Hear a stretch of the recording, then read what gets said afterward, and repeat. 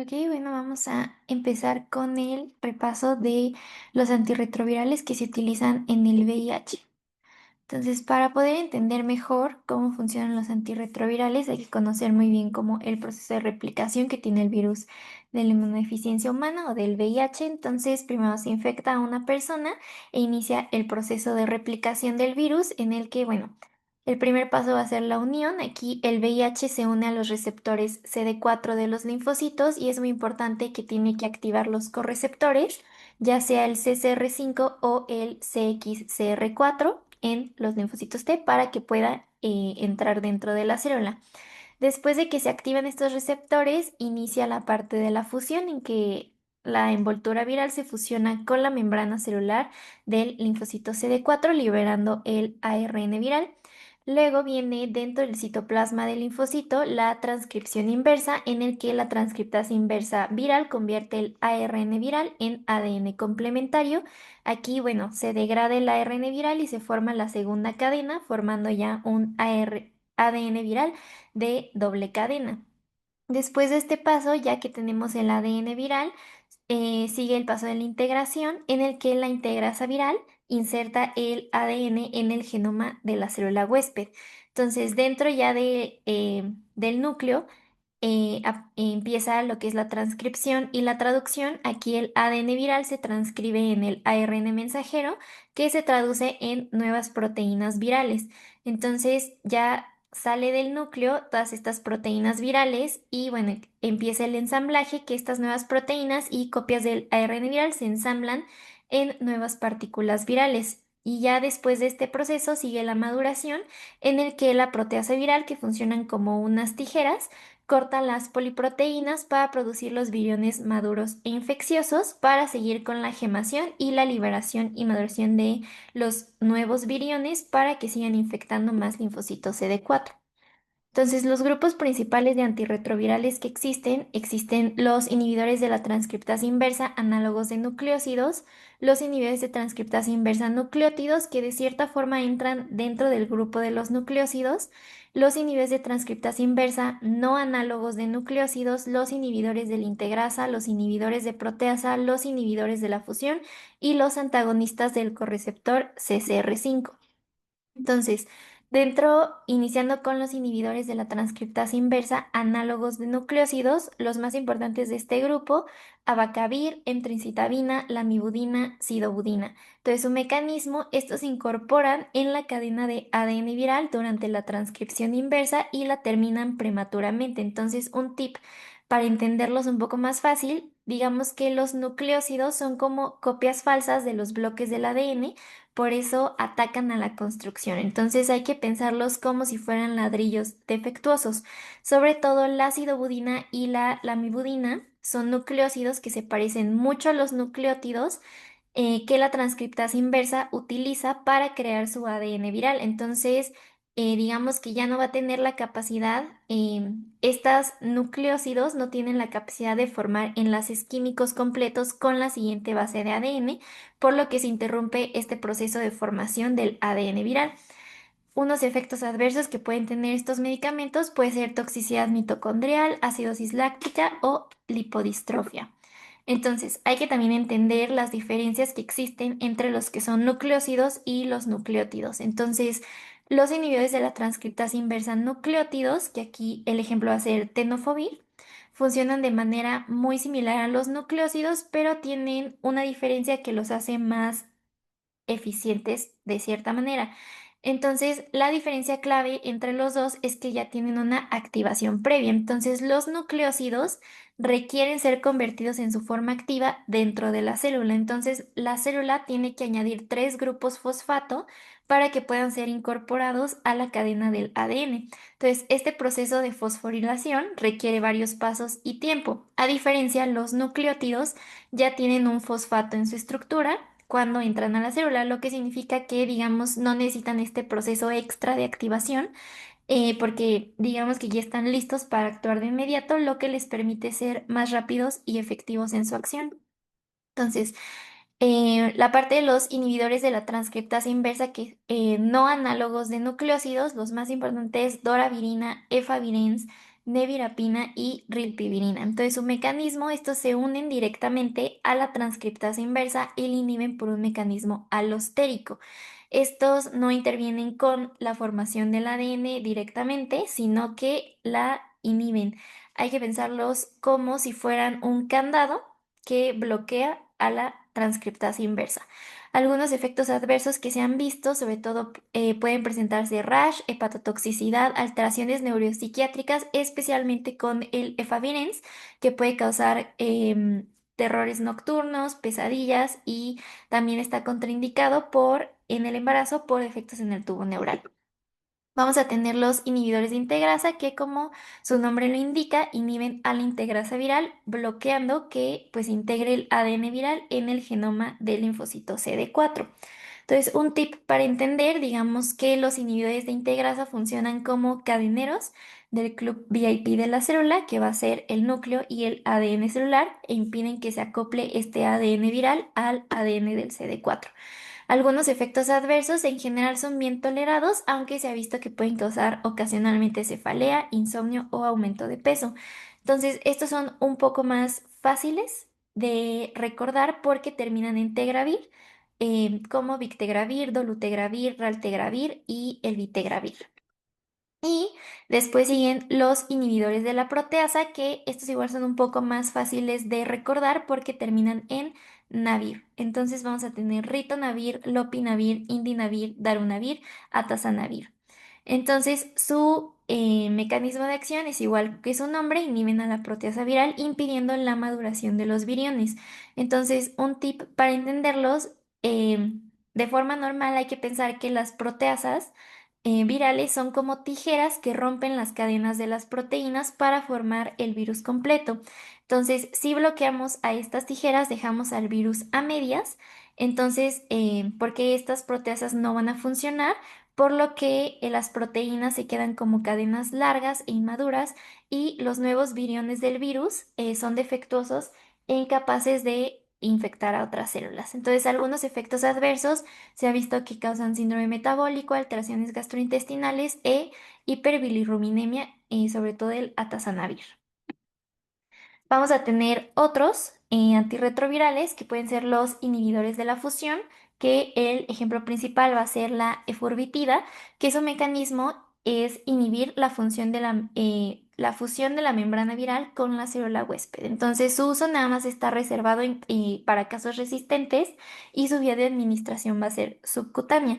Algunos efectos adversos pues solo va a ser las reacciones en el sitio de la inyección.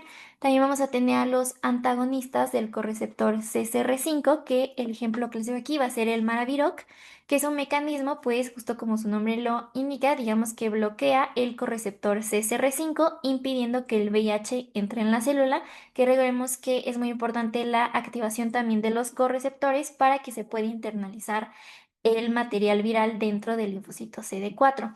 Entonces, este es muy importante porque solo funciona si el virus usa el correceptor CCR5, entonces se tiene que hacer una prueba de tropismo antes de intentar usar el Maraviroc.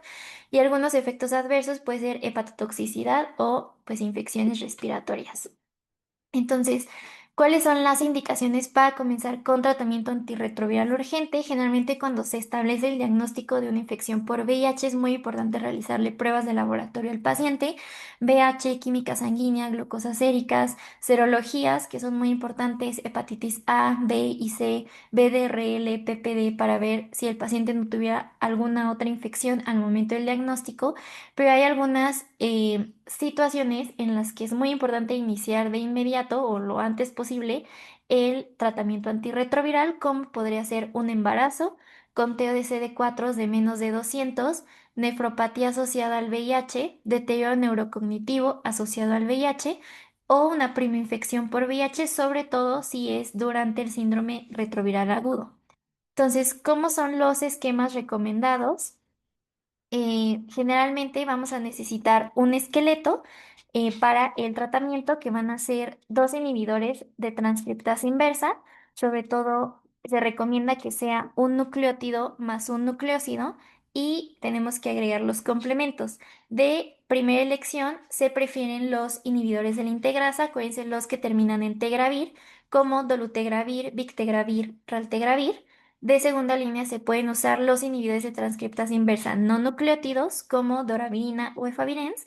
Y de tercera línea pueden ser los inhibidores de proteasa. Hay que recordar que cuando se utilizan los inhibidores de proteasa generalmente se dan dos juntos porque el ritonavir se usa aunado a cualquier otro inhibidor de proteasa porque funciona como un potenciador ya que inhibe al citocromo P450, entonces aumenta eh, pues la acción de los demás inhibidores de proteasa, entonces es un potenciador. De primera línea ya establecido se recomienda que sea tenofovir más entricitabina más victegravir y de segunda línea se pueden usar dos análogos de nucleósidos como la mibudina, abacavir y además el dolutegravir. Entonces, vamos a tener los objetivos del tratamiento. Entonces, ¿cómo se hace el seguimiento de los pacientes con VIH en el tratamiento? Pues las metas de carga viral es que sea una carga viral indetectable, lo que significa que sean un conteos de virus de menos de 20 a 50 copias por mililitro. Y además tenemos que hacer los conteos de CD4. Entonces, estas dos pruebas se realizan a los 2, 6 y 10 meses de iniciar el tratamiento. Después puede ser cada 6 meses en los primeros 2 años y luego pues la carga viral la puede seguir repitiendo cada 6 meses y el conteo de CD4 puede ser cada año. Entonces, ¿cómo se define una respuesta adecuada al tratamiento? Aquí va a ser que tengamos un aumento de los CD4 de 50 a 100 en el primer año con metas de 300 a 500 CD4.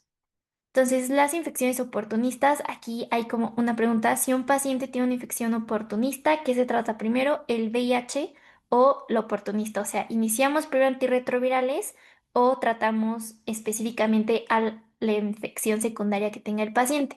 Entonces, aquí es muy importante que siempre se da el tratamiento para lo oportunista, o sea, la infección secundaria, y ya después se inicia el tratamiento antirretroviral. Entonces vamos a tener que esperar cierto tiempo de tratamiento para después iniciar los antirretrovirales dependiendo de la infección secundaria que tenga el paciente. Algunos ejemplos es para neumocistis te esperas 2 semanas, citomegalovirus 2 semanas, toxoplasma igual 2 semanas, criptococo, que generalmente es meningitis, te esperas 4 semanas. Y tuberculosis depende del contexto de los CD4. Entonces te esperas 2 semanas si el paciente en ese momento tiene menos de 50 CD4 y te esperas 8 semanas si tiene más de 50 CD4. Es muy importante porque en la tuberculosis, a las 8 semanas de que ya tiene tratamiento con tuberculosis, las vaciloscopías ya deberían salir negativas. Por eso se tienen que esperar 8 semanas para iniciar los antirretrovirales. Entonces, ¿por qué primero tratamos las infecciones secundarias y no iniciamos inmediatamente antirretrovirales por algo que se conoce como síndrome de reconstitución inmunológica o SIRI? Que esta es una complicación que puede ocurrir en pacientes con VIH que inician o reanudan el tratamiento antirretroviral y se caracteriza por una reacción inflamatoria exagerada del sistema inmunológico como respuesta a la recuperación de la función inmunitaria que se produce al reducir la carga viral al VIH. Entonces, en palabras fáciles de entender, digamos que es cuando iniciamos el tratamiento antirretroviral en un paciente que no tenía un tratamiento previo o que tiene una infección secundaria. Entonces mejoramos el sistema inmune, pero el sistema inmune va a destruir el órgano donde se encuentra esta infección y pues puede llevar a la muerte al paciente. Entonces vamos a tener también los esquemas de antirretrovirales en pacientes embarazadas que generalmente de primera elección para las pacientes embarazadas igual va a ser los análogos de nucleósidos como sidobudina más lamivudina y se pueden dar los inhibidores de proteasa, lopinavir, ritonavir. Aunque también se pueden dar los inhibidores de integrasa. Entonces aquí es muy importante recordar que antes, en las primeras 8 semanas del embarazo, se prefiere dar raltegravir y después de las 8 semanas de embarazo se prefiere cambiar a dolutegravir. Otras alternativas aceptables es que sea abacavir, lamivudina o lopinavir ritonavir, tenofovir más emtricitabina más raltegravir o abacavir, lamivudina más raltegravir. Entonces, generalmente se recomiendan los inhibidores de integrasa como raltegravir en las primeras 8 semanas y ya después lo puedes cambiar a dolutegravir en las siguientes 8 semanas. Después de las 8 semanas. Entonces hay que tener consideraciones especiales en las pacientes embarazadas Sobre todo el uso de Favirenz está contraindicado durante las primeras 8 semanas debido a sus posibles efectos teratogénicos que tienen que ver con alteraciones del tubo neural.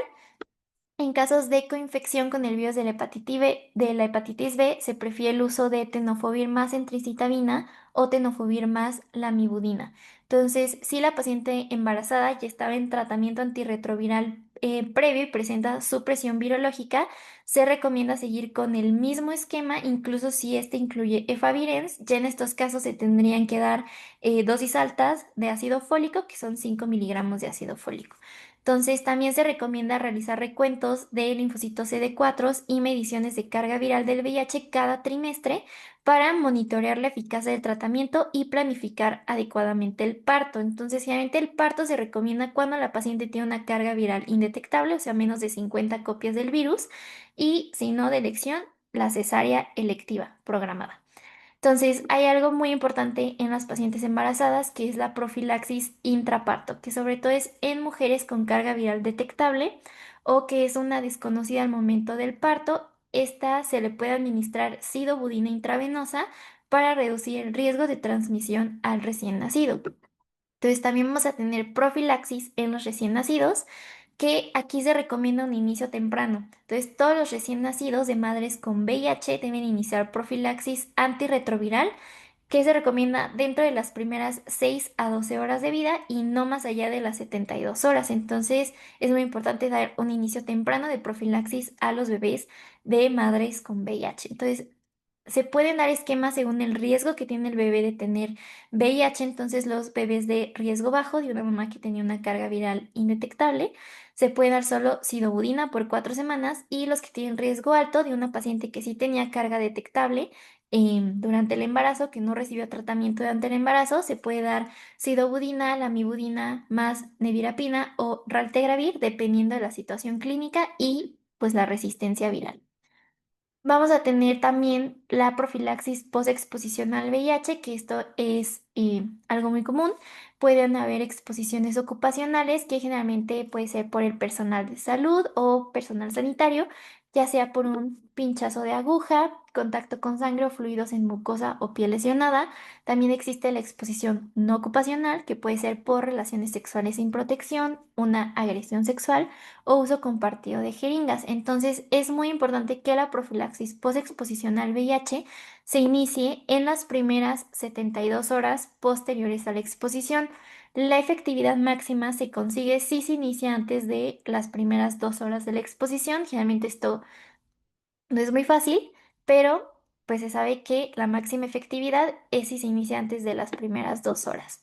Entonces, el esquema recomienda en adultos y adolescentes de más de 35 años. La profilaxis posexposición generalmente tiene una duración de 28 días, más o menos 4 semanas, y el esquema preferido va a ser tenofovir más emtricitabina más raltegravir o dolutegravir.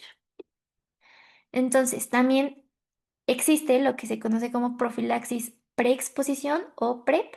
Entonces, aquí hay como unas indicaciones un poco generales de quiénes son candidatos, en quiénes se prefiere más.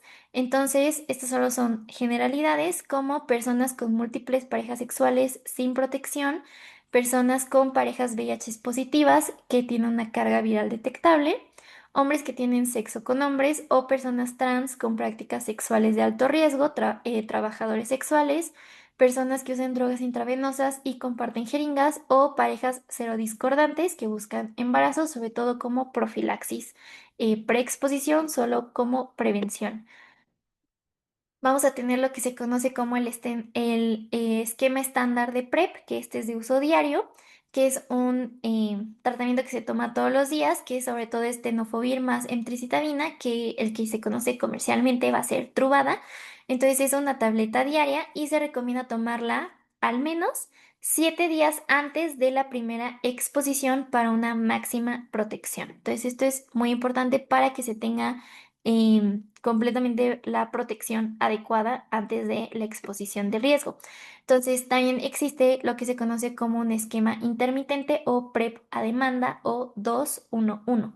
Entonces, este se recomienda que solo se tome en hombres que tienen sexo con hombres y personas trans con relaciones sexuales anticipables. Entonces, la dosis recomendada es 2 tabletas de tenofovir en fecitabina, 2 a 24 horas antes del sexo, una tableta 24 horas después de la primera dosis y una tableta 48 horas después de la primera dosis. Entonces son 2 tabletas, luego una a las 24 horas y una a las 48 horas. Por eso también se conoce como 2-1-1. Y este es muy importante, que no se recomienda en mujeres cis o personas con relaciones vaginales porque tiene una menor eficacia en mucosa vaginal. Y bueno, ese es todo el repaso de los antirretrovirales para el VIH. Gracias.